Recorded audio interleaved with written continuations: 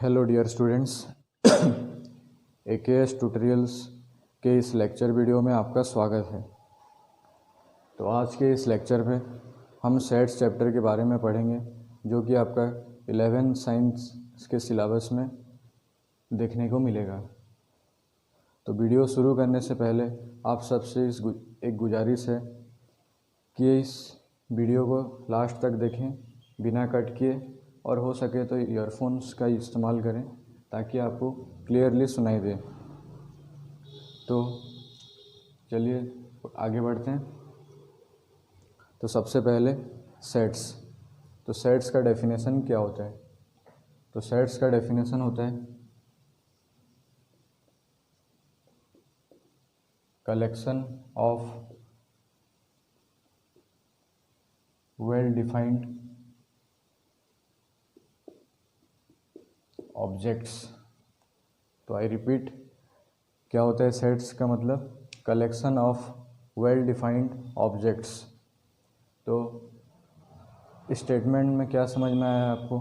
Collection का मतलब होता है इकट्ठा करना। ऑब्जेक्ट्स मतलब कोई भी एक वस्तु, जैसे कि बुक्स, कॉपी, पेन एट्सेट्रा। तो इस स्टेटमेंट में आपको कलेक्शन के बारे में पता चला, ऑब्जेक्ट्स के बारे में पता चला। ये स्टेटमेंट को जो रिलेट कर रहे हैं वो वर्ड है वेल डिफाइंड। तो वेल डिफाइंड का मतलब क्या होता है? देखिए,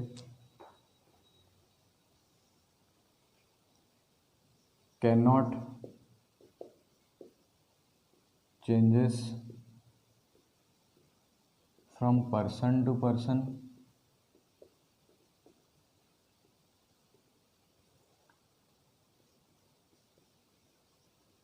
cannot changes from place to place,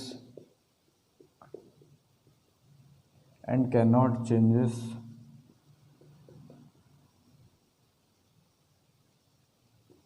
from time to time। तो ये वेल डिफाइंड का मतलब क्या होता है? ऐसा स्टेटमेंट जो कि पर्सन टू पर्सन चेंज नहीं होना चाहिए, प्लेस टू प्लेस चेंज नहीं होना चाहिए, और टाइम टू टाइम चेंज नहीं होना चाहिए।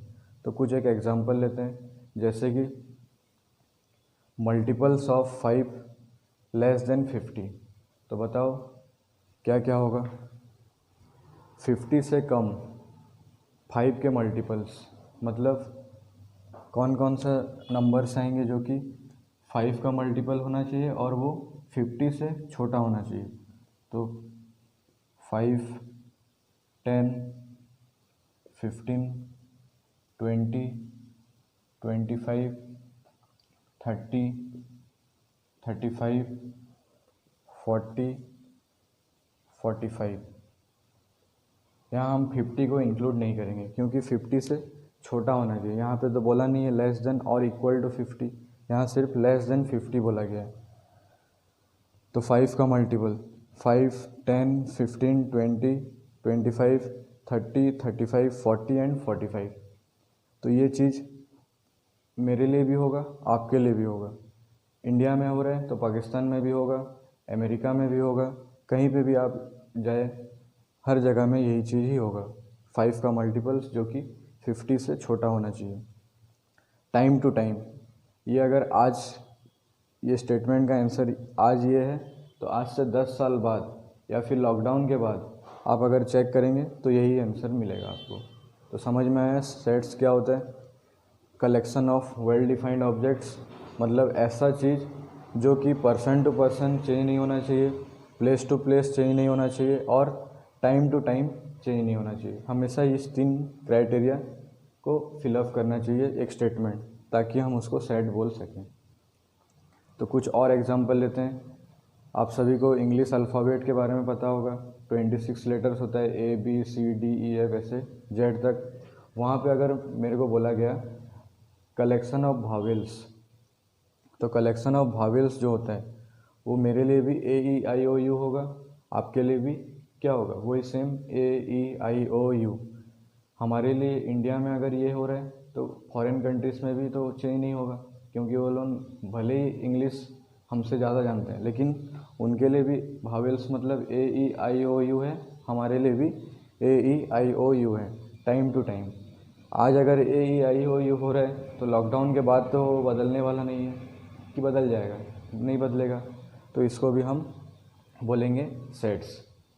तो सेट्स के बारे में पता चला, collection of well defined objects. तुम आई होप आप सब समझ गए सेट्स किसको बोला जाता है। उसके बाद एक एग्जांपल दे रहा हूँ, आपको बताना है कि ये सेट्स है या नहीं।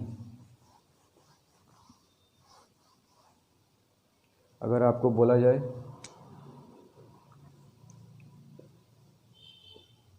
कलेक्शन ऑफ गुड स्टूडेंट्स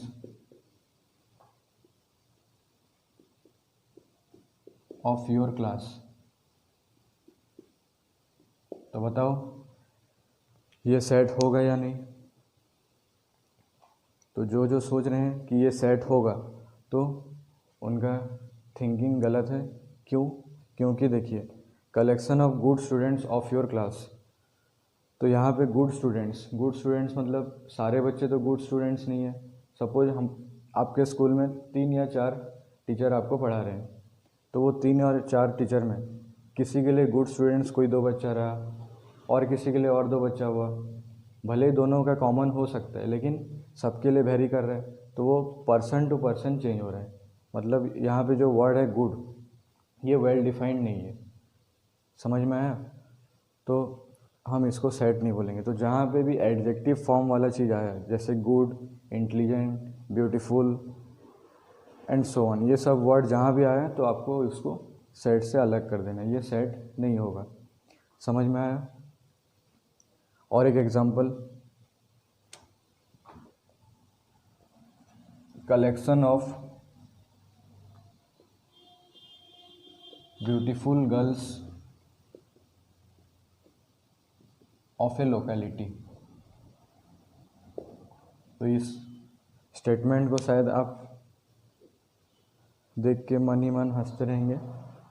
तो collection of beautiful girls of A locality, तो बताएं ये सेट होगा या नहीं? तो नहीं होगा। क्यों? यहाँ पे फिर एक वर्ड है ब्यूटीफुल। तो सपोज़ 2 दोस्त एक लोकेलिटी में घूमने जा रहे हैं और उनको 5 या 6 सुंदर सुंदर लड़की दिखाई दी। तो एक दोस्त के लिए सपोज गर्ल ए उसको अच्छा लगा, 2 गर्ल्स हैं suppose, girls A and B. तो सपोज एक फ्रेंड को ये वाली लड़की पसंद आई और एक फ्रेंड को ये वाली लड़की पसंद आई। तो यहाँ पे वेरी कर रहा है पर्सन टू पर्सन, तो इसको भी हम सेट नहीं बोलेंगे। तो समझ में आया सेट क्या होता है, कौन से स्टेटमेंट में रहने से, क्या रहने से हम उसको सेट बोलेंगे, और किस टाइप का एडजेक्टिव फॉर्म रहने से, good, bad, intelligent, beautiful, highest, ये सब चीज़ रहने से हम इसको सेट नहीं बोलेंगे। तो अब आता है रिप्रेजेंटेशन ऑफ सेट। सेट्स तो पढ़ लिए, तो सेट को हम रिप्रेजेंट कैसे करेंगे? तो लिखिए representation of sets.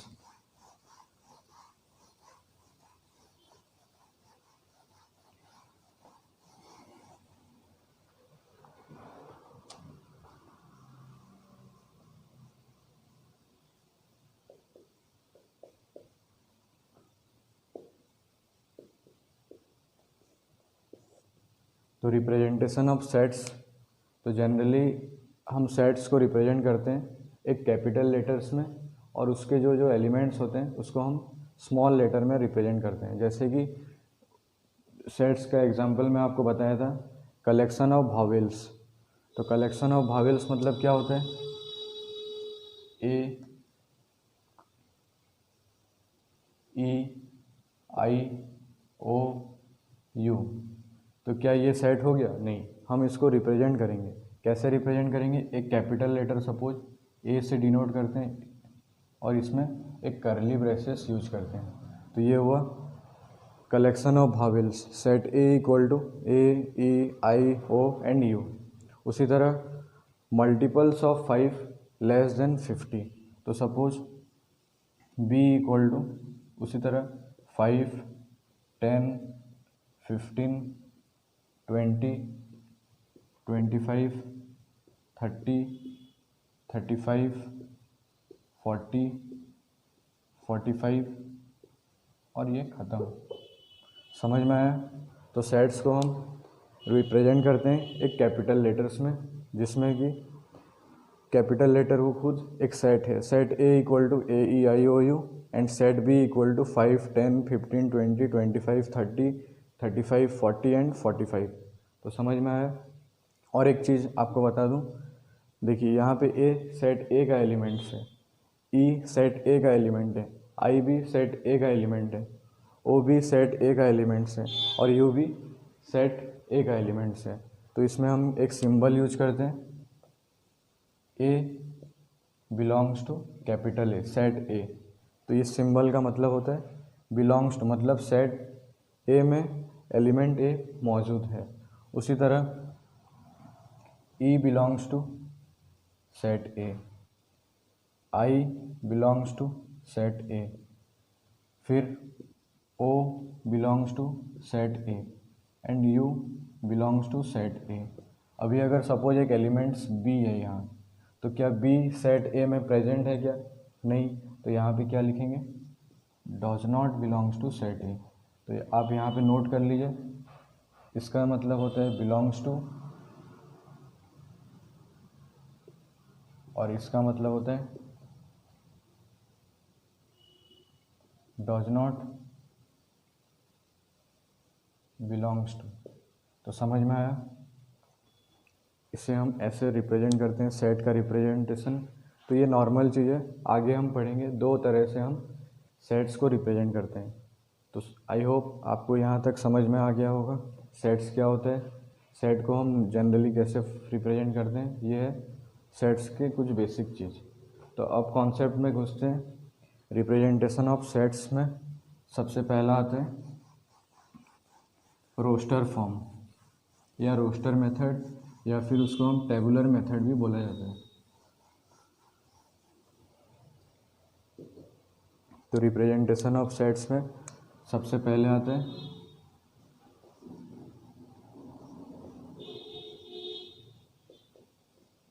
Roster method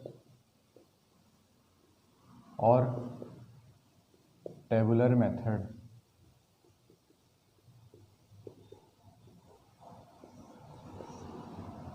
तो रोस्टर मेथड में क्या होता है,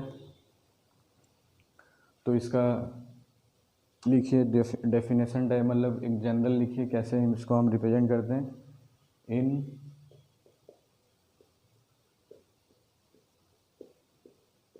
roster method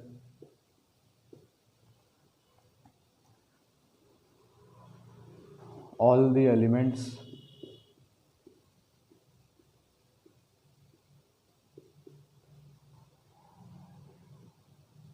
are listed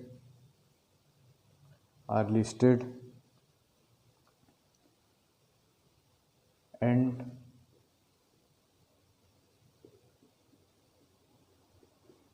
separated by a comma with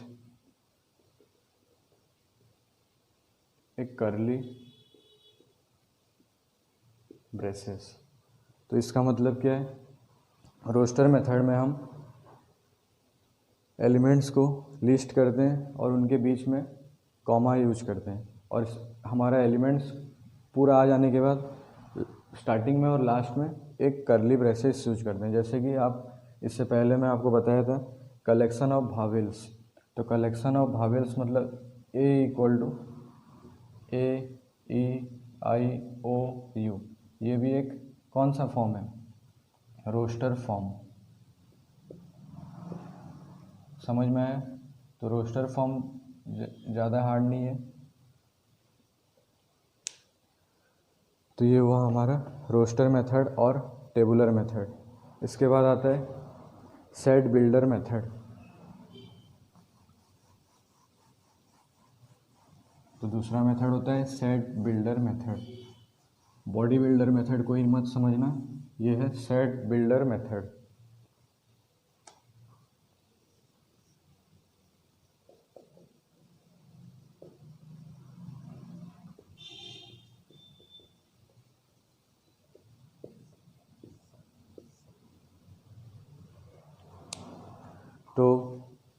set builder में क्या होता है, उसका कुछ एक प्रॉपर्टी होता है जो कि सारे एलिमेंट सेटिस्फाई करते हैं।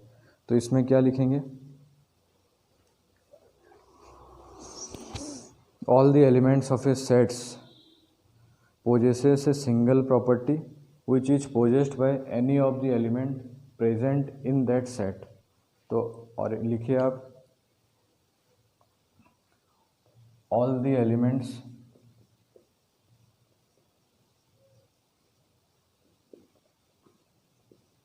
possesses a definite property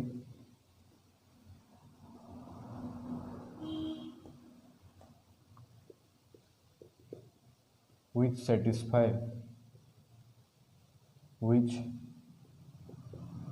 satisfy each and every element of that set। तो सपोज एक ही एग्जांपल को हम देखते हैं, ये है suppose set A equal to A E I O U. तो आप बताओ ये जो एलिमेंट्स हैं ए ई आई ओ यू, ये किस प्रॉपर्टी को सेटिस्फाई कर रहे हैं? तो यस, ये सब कलेक्शन ऑफ किसका है, वावेल्स का है। तो हम लिखेंगे क्या, A equal to x such that, ये जो डबल डॉट का मतलब होता है such that, x such that x is a vowel of English alphabet. समझ में आया? तो एक्स क्या है, एक इंग्लिश अल्फ़ाबेट का वावेल्स हैं, collection of vowels of English alphabet. तो इसका मतलब होता है सच दैट। तो किस किस बुक में सच दैट का सिंबल कहीं पे ऐसे होता है और कहीं पे सिर्फ एक, जैसे आप हिंदी में पढ़ें पूर्ण विराम बोलते हैं, वैसे टाइप का एक लाइन रहता है। तो इसका मतलब भी वही सच दैट और इसका मतलब भी होता है सच दैट। तो सेट बिल्डर मेथड में क्या होता है, all the elements possesses A definite property which satisfy each and every element of that set. तो यहाँ देखिए ए भी एक भावेल है, ई भी भावेल है, आई भी भावेल है, ओ भी भावेल है एंड यू भी भावेल है। तो इसको हम कलेक्ट करके क्या लिखे, x is A vowel of English alphabet. तो समझ में आया? तो सेट्स को हम दो तरह से रिप्रेजेंट करते हैं, एक हुआ रोस्टर मेथड जिसको हम टेबुलर मेथड भी बोलते हैं, और दूसरा होता है सेट बिल्डर मेथड जिसको हम बॉडी बिल्डर मेथड नहीं बोलते हैं, क्या बोलते हैं, सेट बिल्डर मेथड। समझ में आया? तो नेक्स्ट है, ये आपका सब एनसीईआरटी के बेसिस में मैं आपको बता रहा हूँ। तो नेक्स्ट है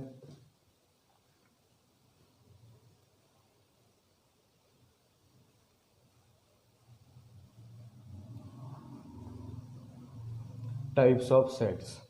तो सेट्स के बारे में हम बात किए, सेट के रिप्रेजेंटेशन के बारे में हम बात किए। अब बात करते हैं टाइप्स ऑफ सेट्स।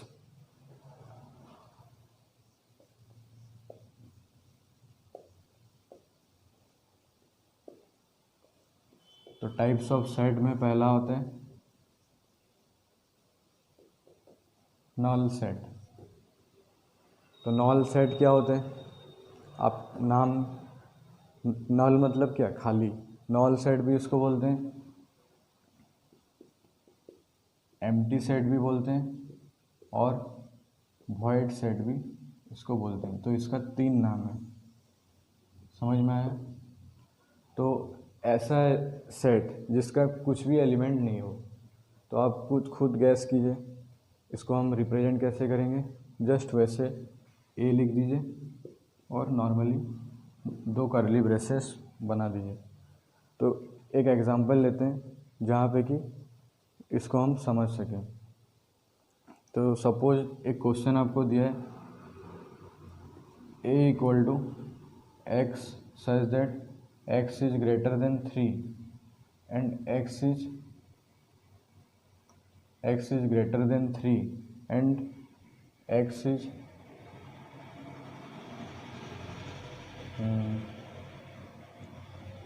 एक example, x is greater than 3 and x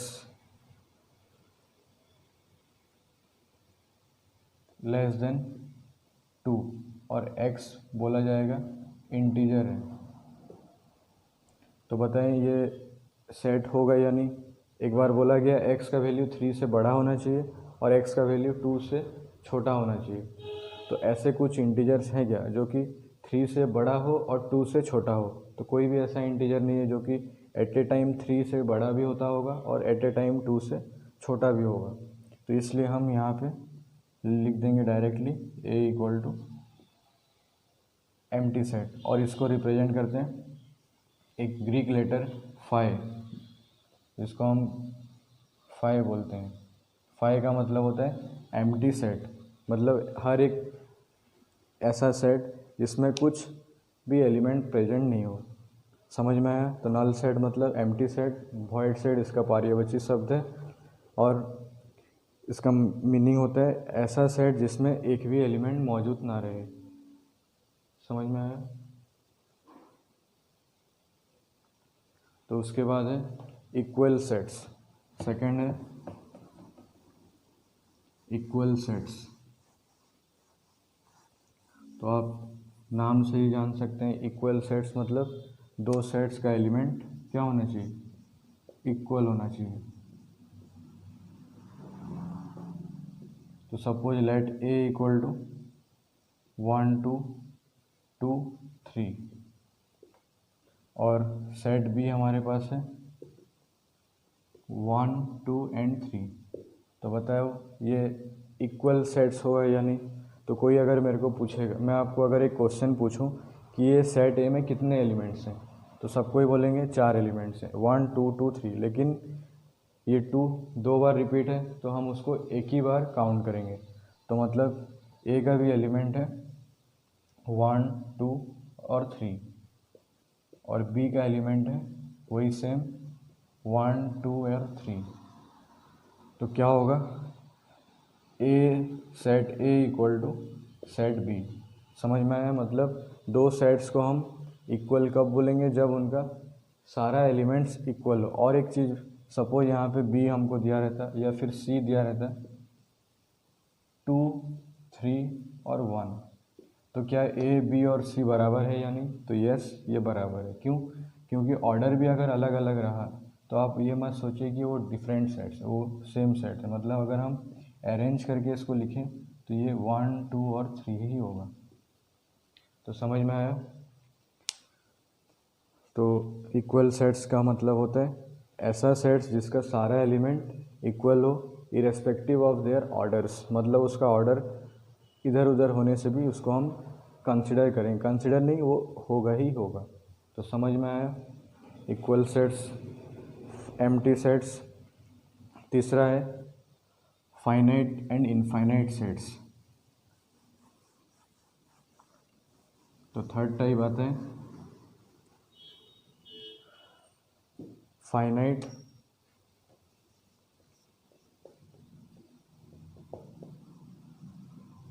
and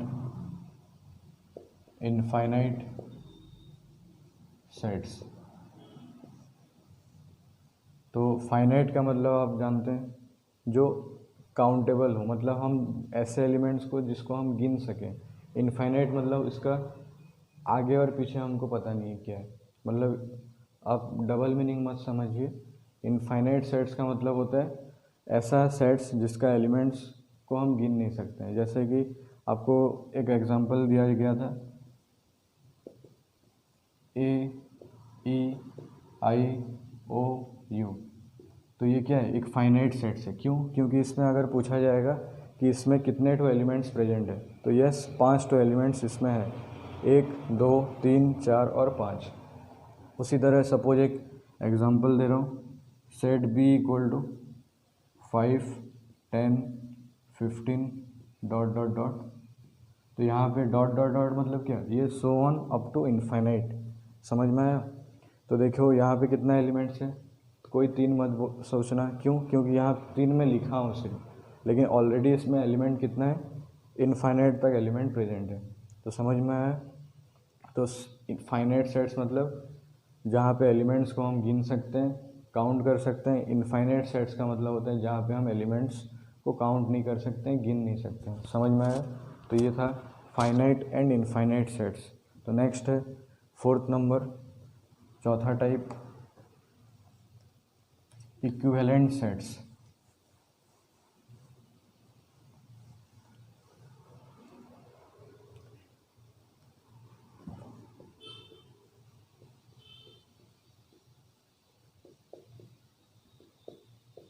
तो इक्विवेलेंट मतलब क्या? सिमिलर, जो कि आप क्लास 10 में सिमिलर ट्रायंगल्स के बारे में पढ़ेंगे। इक्विवेलेंट का मतलब होता है एक जैसा दिखना। तो दो सेट एक जैसे कैसे दिखते हैं? जब उनका नंबर ऑफ एलिमेंट्स सेम रहता है। भले उनका एलिमेंट्स अलग अलग हो, लेकिन उनका एलिमेंट्स का नंबर सेम होना चाहिए। जैसे कि एक सेट है A इक्वल टू 1 2 3 और एक सेट B है सपोज A B C। तो अगर आपको पूछा जाएगा कि सेट A में कितना एलिमेंट्स है, तो yes 3 elements are present in set A, and set B में भी वही 3 एलिमेंट्स प्रेजेंट है। तो set A and B are said to be equivalent set but not equal sets. तो इससे आपको एक कंक्लूजन क्या मिलेगा? Every equal sets is an equivalent set but the reverse और कन्वर्स इज नॉट ट्रू। मतलब सारे इक्वल सेट्स को हम इक्विवेलेंट सेट्स बोल सकते हैं, पर सारे इक्विवेलेंट सेट को हम इक्वल सेट्स नहीं बोलेंगे। क्यों? क्योंकि देखो यहाँ पे A है, यहाँ पे 1 है। A और 1 सेम नहीं है, 2 और B सेम नहीं है, 3 और C भी सेम नहीं है। तो इसको हम A and B are said to be only equivalent sets, not equal sets. तो ये था टाइप्स ऑफ सेट्स। और इससे तो और भी बहुत सारे टाइप्स ऑफ सेट्स प्रेजेंट हैं, लेकिन आपके एनसीईआरटी में ये सब चीज़ ही है। तो आई होप ये सब चीज़ आपको समझ में आया। सेट्स क्या होता है, सेट्स का रिप्रेजेंटेशन कैसे होता है, और टाइप्स ऑफ सेट्स क्या होता है। तो एक समरी टाइप के कर लेते हैं। इक्वल सेट्स का मतलब होता है sets having same element, equal elements irrespective of their orders. दूसरा एम्प्टी सेट, ए सेट कंटेन नो एलिमेंट्स। तीसरा finite, A set which elements is countable is defined as finite sets, other than it will be infinite sets. And fourth, equivalent, the set which contains two sets are said to be equivalent sets if they have equal number of elements. तो समझ में आया चारों types. तो next हम subsets के बारे में पढ़ेंगे। तो नेक्स्ट टॉपिक है सबसेट्स, सुपरसेट, प्रॉपर सेट और पावर सेट। तो ये चार तरह का सेट क्या क्या होते हैं? तो सबसे पहले लिखिए सबसेट्स। तो a set A is said to be a subset of set B if every element of set A is also an element of set B। तो क्या बोला गया? ए set A is said to be a subset of set B। एक set A को हम B का subset कब बोलेंगे? If every element of set A, जब सारा एलिमेंट सेट A का सेट B का भी एक एलिमेंट होना चाहिए, बराबर होना चाहिए। तो उसको हम रिप्रेजेंटेशन कैसे करेंगे? Words symbolically. तो that is A is a subset of B। इसको रीड कैसे करते हैं? A is a subset of B। समझ में आया? तो एक एग्जांपल दे के देखते हैं। सपोज A हमारे पास है 1 2 और 3। उसी तरह B हमारे पास सपोज है 1 2 3 4। तो यहाँ देखिए A का पहला एलिमेंट 1 B का एलिमेंट के साथ सेम है, वैसे A का सेकंड एलिमेंट 2 बी का सेकेंड एलिमेंट 2 के साथ इक्वल है, फिर वैसे ए का थर्ड एलिमेंट 3 बी का थर्ड एलिमेंट 3 के साथ इक्वल है। तो हम बोलेंगे A is a subset of B. तो कोई कोई बुक में ऐसे लिखा रहता है ए सबसेट और इक्वल टू बी। इसका मतलब बता रहा हूँ, सपोज यहाँ पे हमारे पास ए दिया रहता है 1 2 3 4 और बी भी उसी तरह दिया रहता है 1 2 3 4।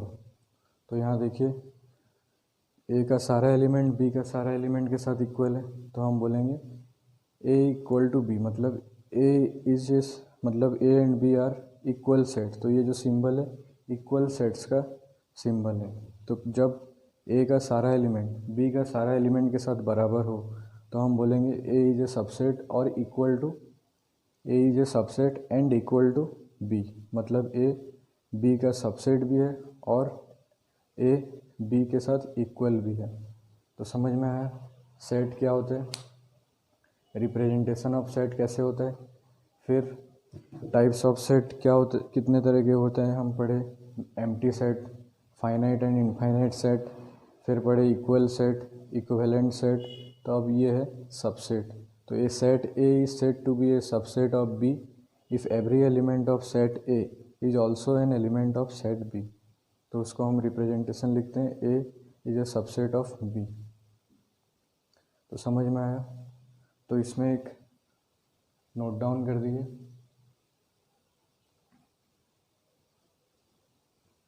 या फिर एक क्वेश्चन से हम एक चीज़ बता रहा हूँ आपको जो कि आगे काम आएगा। तो सपोज एक सेट हमारे पास है ए इक्वल टू 1 2 3। तो इसका number of possible subset suppose हम लिखते हैं, then the number of possible set of A is given by क्या क्या हो सकता है 1 2 फिर 3 1 2 2 3 3 1 फिर वैसे 1 2 3। और इससे पहले हम एक एम्प्टी सेट पढ़े थे, तो वो जो एम्प्टी सेट भी है वो सारे सेट का क्या होता है, सबसेट होता है एंड खुद सेट इटसेल्फ। तो इसका नंबर ऑफ पॉसिबल सेट कितना हुआ 1 2 3 4 5 6 7 एंड 8। तो एक सेट में अगर 3 एलिमेंट्स है तो उसका नंबर ऑफ पॉसिबल सेट कितना हुआ 8। तो 8 क्या होता है, 2 का कितना पावर होता है 3। तो उसी तरह अगर एक सेट में n एलिमेंट्स है, n नंबर ऑफ एलिमेंट्स, तो उसका नंबर ऑफ सबसेट्स कितना होगा 2 to the power of n। तो यहाँ से एक इम्पोर्टेंट पॉइंट क्या हुआ कि the empty set is a subset of every set. और एक चीज, the set itself is a subset of given set. मतलब एक सेट अगर ए है तो ए भी, इसको हम लिखेंगे A is a subset of A and five is a subset of set A. तो समझ में आया सबसेट्स क्या होते हैं, the number of possible set of A is called its subsets. तो क्या क्या उसका सबसेट्स हुआ 1 2 3 4 5 6 7 एंड 8। तो नेक्स्ट है प्रॉपर सेट। तो प्रॉपर सेट भी इजी है, एग्जाम्पल से ही आपको पता चल जाएगा।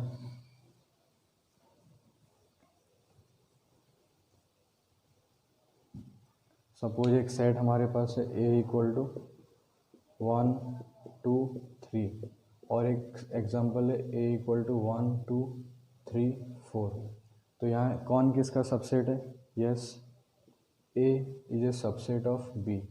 तो इसको हम लिखते क्या है, पढ़ते क्या है, a is a subset of b। तो अगर a b का सबसेट है तो b a का क्या होगा? तो yes, b is a super set of a। b is a super set of a। समझ में आया? अगर a b का सबसेट है तो b a का क्या होगा? सुपर सेट होगा। समझ में आया? तो उसका डेफिनेशन क्या होगा? A set a is set to be a, लिख लो, a set a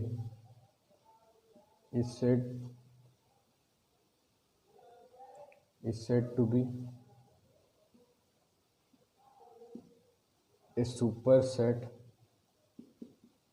of B if every element of B is an element of set A। अगर B का सारा एलिमेंट सेट A में है तो हम बोलेंगे B is a super set of A। We write as B is a super set of A। Symbolically हम लिखेंगे B is a super set of A। तो समझ में आया सबसेट्स क्या होते हैं, सुपर सेट क्या होते हैं? तो नोट कर लीजिए। नेक्स्ट है प्रॉपर सेट। तो प्रॉपर सेट क्या होते हैं? जैसे कि एक सेट है a इक्वल टू 1 2 3, तो इसका नंबर ऑफ पॉसिबल सबसेट्स क्या होगा? नंबर ऑफ पॉसिबल सेट्स क्या होगा इसका? Possible subsets, the number of possible subsets of A is given by 1 2 3 1 2 2 3, फिर 3 1, फिर 1 2 3, फिर 5। तो इसका नंबर ऑफ पॉसिबल सबसेट्स कितना हुआ? 8। तो the number of possible subsets of a given set A is defined as क्या? Proper sets. तो ये है उसका प्रॉपर सेट। समझ में आया? तो सपोज एक सेट में हमारे पास n नंबर ऑफ एलिमेंट्स है, तो इसका number of possible power set कितना होगा? तो power set of A equal to 2 to the power of n। जैसे यहाँ पे 2 to the power of 3, set A में कितना एलिमेंट था? 3 एलिमेंट था, तो उसका पॉसिबल सबसेट्स कितना हुआ? 2 to the power 3, that is 8। तो उसी तरह अगर एक सेट में 5 एलिमेंट होगा तो उसका नंबर ऑफ पॉसिबल सबसेट्स कितना होगा? और पावर सेट कितना, प्रॉपर सेट कितना होगा? तो 2 to the power of 5, that is 32। तो 32 एलिमेंट्स तो तुम, अगर कोई पूछेगा एक एक लिख के बताओ, तो लिखने पॉसिबल नहीं है। तो इसके लिए फार्मूला है, अगर 10 एलिमेंट्स है तो 2 टू द पावर 10। वैसे 100 एलिमेंट्स है एक सेट में तो 2 टू द पावर ऑफ 100। तो समझ में आया प्रॉपर सेट क्या होते हैं? उसी तरह है पावर सेट। तो देखो यहाँ पे अगर हम सेट इटसेल्फ और एम्प्टी सेट को सपोज एक्सक्लूड कर देते हैं, तो अभी बचा कितना तो number of subsets? Yes, 1 2 3 4 5 and 6। तो जो सेट इटसेल्फ और एम्प्टी सेट को हटाने के बाद जितने number of subsets, possible subsets हमारे पास बचता है, इसको बोलते हैं पावर सेट। तो अगर एक सेट में n नंबर ऑफ एलिमेंट्स है तो इसका प्रॉपर सेट कितना होगा? तो yes, 2 to the power n minus 2। तो यहाँ 2 क्यों माइनस किया गया?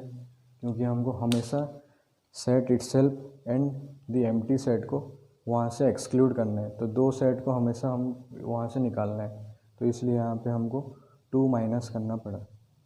तो अगर एक सेट में n नंबर ऑफ एलिमेंट्स हैं तो उसका पावर सेट कितना होगा 2 to the power of n minus 2, और उसका प्रॉपर सेट कितना होगा सिर्फ 2 to the power of n। तो प्रॉपर में set itself and empty set include होता है, पर पावर सेट में ये दोनों एक्सक्लूड होने के बाद जितने नंबर ऑफ पॉसिबल सबसेट्स हमारे पास आएगा इसको हम बोलेंगे क्या, प्रॉपर सेट। और जो दोनों को जब एक्सक्लूड करेंगे तो हम बोलेंगे पावर सेट। तो ये था सेट चैप्टर का।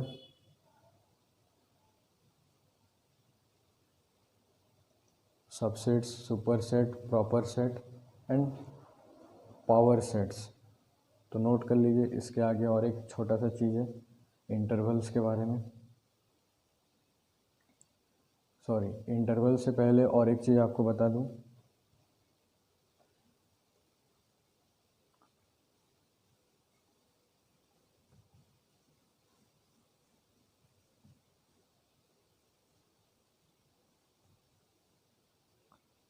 सपोज आपका एनसीईआरटी में लिखा रहेगा n, तो n क्या होता है, n is set of natural numbers. उसी तरह w को क्या डिफाइन होता है, सेट ऑफ होल नंबर्स।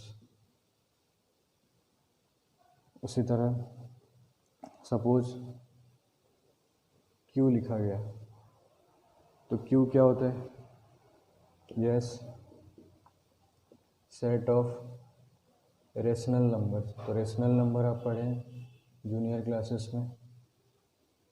फिर होता है यस z, तो z क्या होता है, सेट ऑफ इंटीजर्स। तो नेचुरल नंबर हुआ, होल नंबर हुआ, रेशनल नंबर हुआ, इंटीजर्स हुआ। अब है r, तो r क्या होता है, सेट ऑफ रियल नंबर्स। तो आप बता सकते हैं कौन किसका सबसेट है। तो नेचुरल नंबर मतलब क्या होता है, all counting numbers 1 2 3 up to so on. ये क्या होता है, 0 1 2 डॉट डॉट डॉट। फिर रेशनल नंबर, कोई भी नंबर p/q फॉर्म में जब लिखा होगा, जिसमें p और q क्या होना चाहिए, हमारा इंटीजर्स होना चाहिए, और q can not be equal to 0। वैसे सेट ऑफ इंटीजर्स आपको पता है, सेट ऑफ रियल नंबर्स आपको पता है, सारे नंबर्स रियल लाइन में जो आते हैं।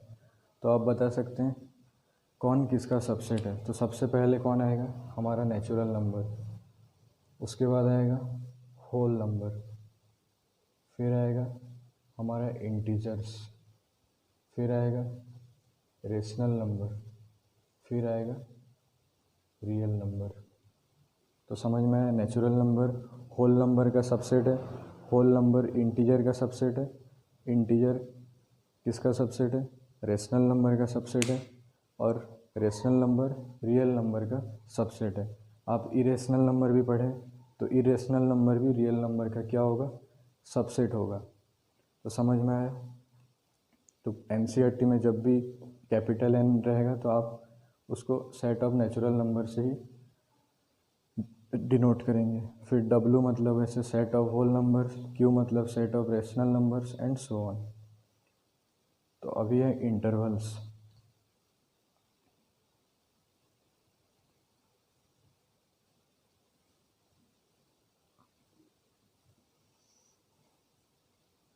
तो नेक्स्ट लिखिए इंटरवल्स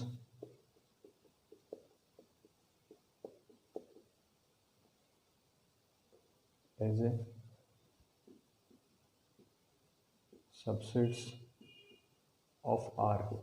तो R क्या है, सेट ऑफ रियल नंबर्स। तो हमारा क्लास 11th में या जितने भी हमारे कितने तरह के इंटरवल्स होते हैं, तो सबसे पहला आता है closed interval.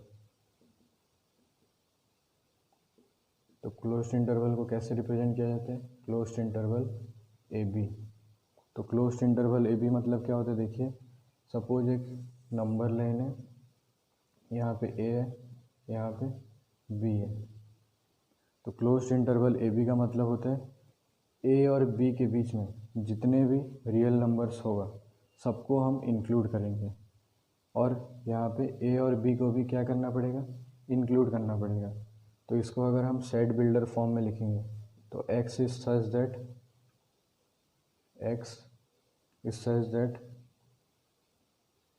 a less than equal to x less than equal to b।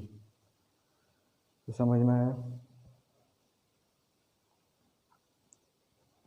यहाँ डायरेक्ट ऐसे भी लिख सकते हैं x सच दैट, और यहाँ पे x belongs to real number. तो ये है उसका representation in set builder form, मतलब ए और बी के बीच में जितने भी रियल नंबर्स आएंगे इंक्लूडिंग ए एंड बी, तो ये होता है क्लोज्ड इंटरवल ए बी। तो अगर सपोज क्लोज्ड इंटरवल 1,2 है तुम्हारे पास, तो क्या होगा, 1 और 2 के बीच में जितने भी रियल नंबर होंगे सबको हम लेंगे 1.1, 1.01, 1.001 इंक्लूडिंग 1 एंड 2। तो समझ में आया क्लोज्ड इंटरवल ए बी। तो ये लिख लो, इसको हम सेट बिल्डर फॉर्म में लिखते हैं, और ये हमारे रोस्टर फॉर्म में, ये है सेट बिल्डर और ये है हमारा रोस्टर फॉर्म। नेक्स्ट है ओपन इंटरवल ए बी। तो ओपन इंटरवल ए बी, तो कोई कोई बुक में ओपन इंटरवल ऐसे दिया रहता है या फिर और ओपन इंटरवल ए बी। तो ओपन इंटरवल ए बी का मतलब क्या होता है, x such that a less than equal to less than x and less than b। तो यहाँ पे देखो इक्वल सिंबल नहीं है, तो मतलब अगर इसको हम नंबर लाइन में देखेंगे तो a और b के बीच में सारे नंबर्स को हम इंक्लूड करेंगे एक्सेप्ट a एंड b। तो समझ में आया ओपन इंटरवल। तो इसलिए यहाँ पे इक्वल का सिंबल नहीं दिया गया, तो इक्वल अगर आ जाने से ये क्लोज्ड इंटरवल में कन्वर्ट हो जाएगा, और इसको हम रिप्रेजेंटेशन रोस्टर फॉर्म में ऐसे किया जाता है। अगर यहाँ पे 1,2 ओपन इंटरवल रहेगा तो ये हुआ 1,2 ओपन इंटरवल 1,2। तो थर्ड है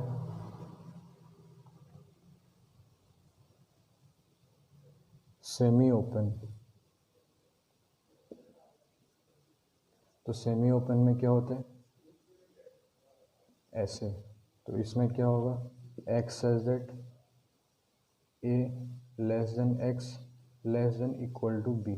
मतलब यहाँ पे हमको b को इंक्लूड करना है, क्योंकि b के पास क्लोज्ड इंटरवल है, a के पास ओपन इंटरवल है, तो हम a को इंक्लूड नहीं करेंगे, सिर्फ b को इंक्लूड करेंगे, और a और b के बीच में सारे रियल नंबर्स को इंक्लूड करेंगे। फिर चौथा है सेमी क्लोज्ड। तो सेमी क्लोज्ड में क्या होता है, ऐसे।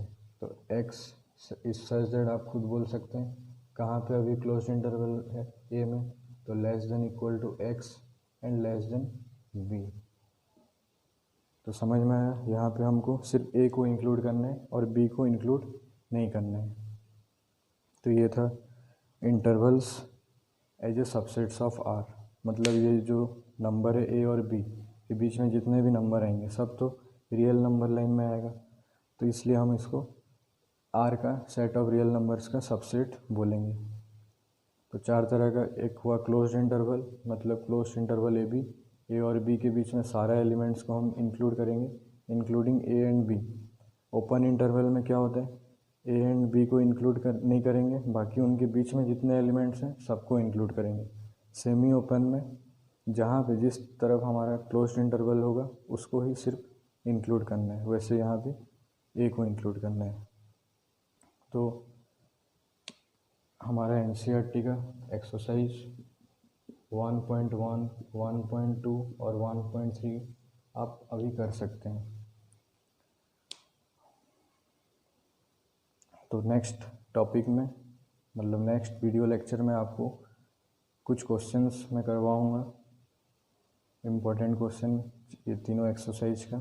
तो आई होप ये वीडियो में आपको सब समझ में आया हो, और प्लीज़ इसे लाइक, शेयर एंड सब्सक्राइब करिए, अपने दोस्त बैचमेट्स में शेयर करिए अधिक से अधिक मात्रा में। एंड आई होप सबको इस वीडियो पसंद आया हो। Thank you.